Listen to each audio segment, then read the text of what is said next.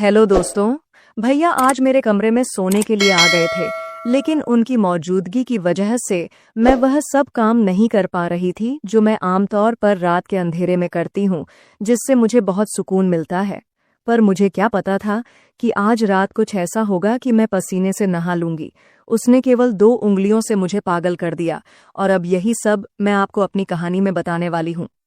मेरा नाम सरिता है। मैं 27 साल की हूँ और अब तक अविवाहित हूँ। मैंने अभी तक शादी नहीं की है और सोच रही थी कि शायद शादी करूंगी भी नहीं। एक बार प्यार में धोखा मिला था और उसी दिन मैंने प्यार करना ही छोड़ दिया था, क्योंकि मैंने ठान लिया था कि अब कभी किसी लड़के के चंगुल में नहीं फंसूगी।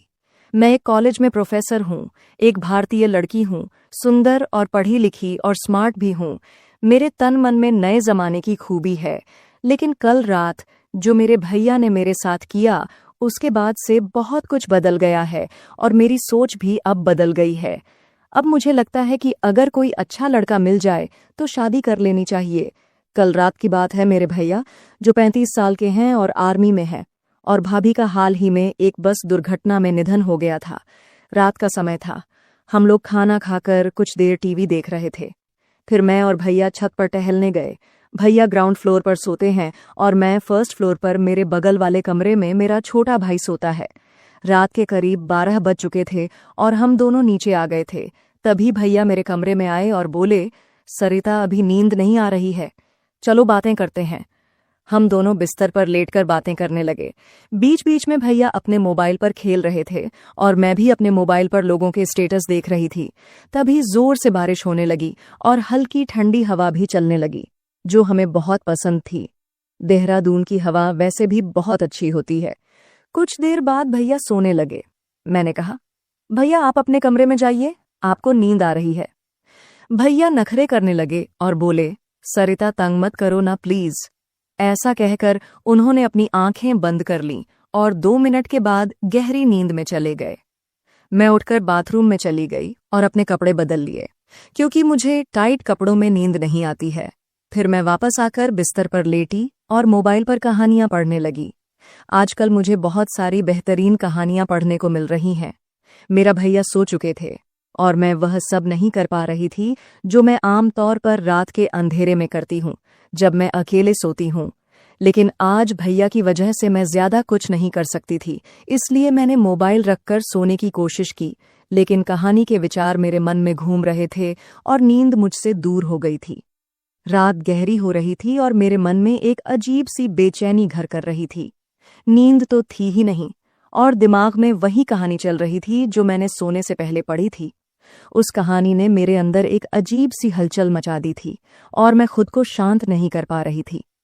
भैया पास में ही सो रहे थे और उनकी नींद की आवाज ने मुझे और भी उलझन में डाल दिया। अगर वो वहां नहीं होते तो शायद मैं खुद को उस कहानी का हिस्सा बना लेती और वह सब करती जो मुझे रात के अंधेरे में अकेले करने में सुकून मिलता है। लेकिन आज की रात कुछ अलग थी। मैं अपने ही ख्यालों में खोई हुई थी। तभी अचानक भैया ने करवट बदली और सीधे हो गए। मेरी नज़र अनायास उस दिशा में पड़ी और जो मैंने देखा उसे देखकर मेरे पैरों तले जमीन खिसक गई। भैया ने बहुत पतली कपड़े पहने हुए थे और उसकी वजह से कुछ ऐसा दिखाई दे रहा था कि देखकर मुझे शर्मा गई। मेरी स्थिति और भी जटिल हो गई थी। शर्माना तो दूर, मैं अपनी नजरें उस पर से हटा ही नहीं पा रही थी। मन में एक अजीब सी उथल पुथल चल रही थी। एक तरफ मैं खुद को काबू में रखने की कोशिश कर रही थी और दूसरी तरफ मेरे अंदर की बेचैनी बढ़ती जा रही थी। सच कहूं तो अब मुझसे और सहा नहीं जा रहा था। हर पल ऐसा महसूस हो रहा था कि अगर मैंने खुद को काबू नहीं किया तो कुछ भी हो सकता है और यह स्थिति मेरे लिए रुक पाना नामुमकिन होगा। मेरे दिल की धड़कनें तेज हो गईं और मन में डर समा गया कि अगर कुछ गलत हो गया तो भैया मेरे बारे में क्या सोचेंगे, भैया की नज़रों में मैं कैसी नजर आऊंगी। इन सवालों ने मुझे और भी बेचैन कर दिया था।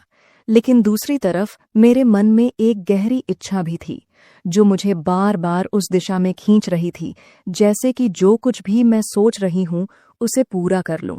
मेरे अंदर की जद्दोजहद अब चरम पर थी।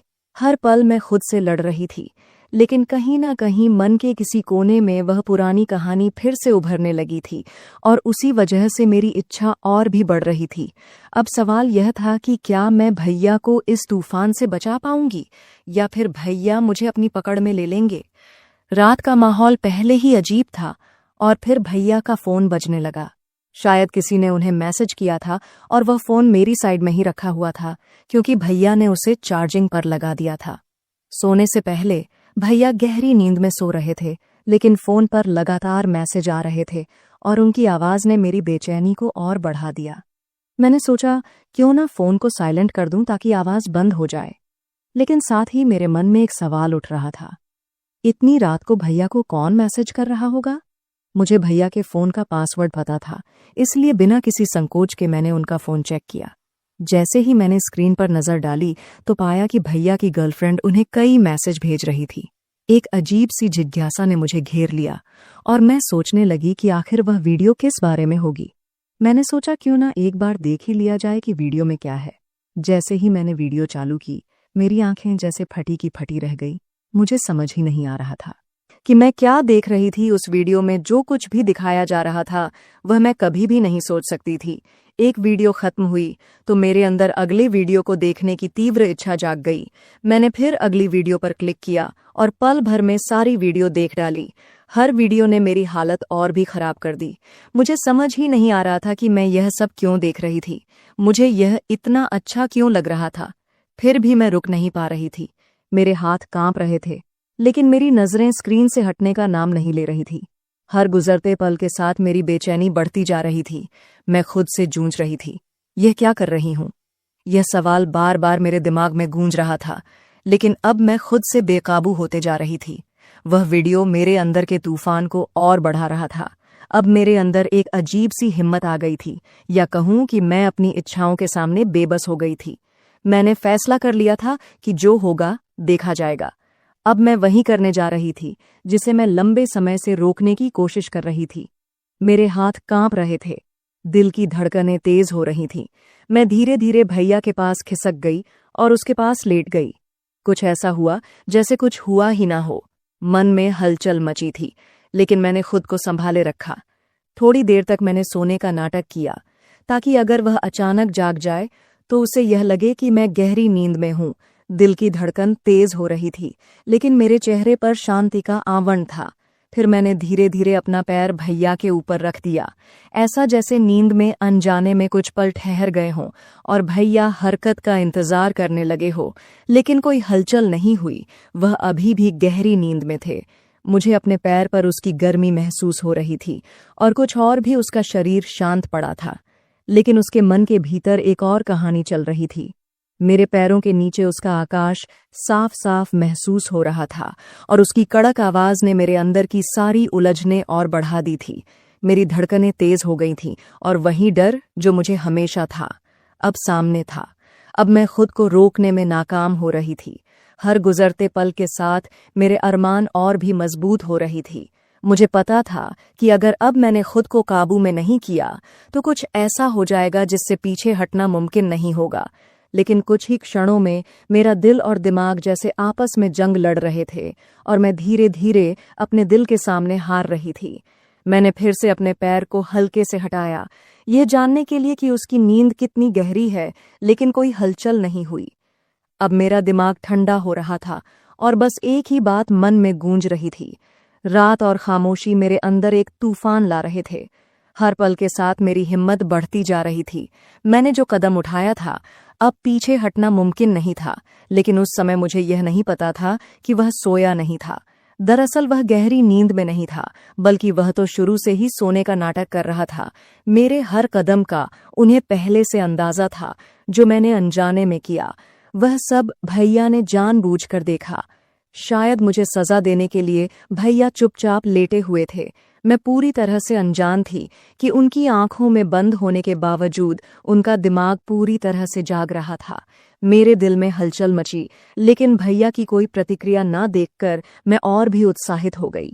ठीक तभी जब मैं कुछ और करने वाली थी, उन्होंने अपनी आंखें खोल दी। मेरे दिल की धड़कन जैसे रुक सी गई। ऐसा क्या हो गया? जैसे ही उनकी आंखें खुलीं, मैंने तुरंत अपनी आंखें बंद कर लीं। वह सोने का नाटक करने लगी, लेकिन मेरे दिल में घबराहट और बेचैनी साफ नजर आ रही थी। मुझे पता था कि मैंने खुद को एक बड़ी मुसीबत में फंसा लिया है, लेकिन अब जो होने वाला था उसके लिए मैं बिल्कुल भी तैयार नहीं थी। तभी भैया ने मुझे उस हालत में देख लिया। कुछ कहने से पहले ही उसने बिना किसी झिझक और शर्म के अपना कदम आगे बढ़ा लिया। उसके बाद जो हुआ वह मेरे लिए किसी बड़े आघात से कम नहीं था। लगातार 4 घंटे तक वह मेरे साथ कुछ ऐसा करते रहे जिसे मैं कभी नहीं भूल सकती। उस वक्त ने मेरी पूरी दुनिया ही बदल दी। लेकिन इस कहानी का अंत यही नहीं है जो 4 घंटे तक हुआ। उसकी पूरी सच्चाई मैं आपको अगले भाग में बताऊंगी।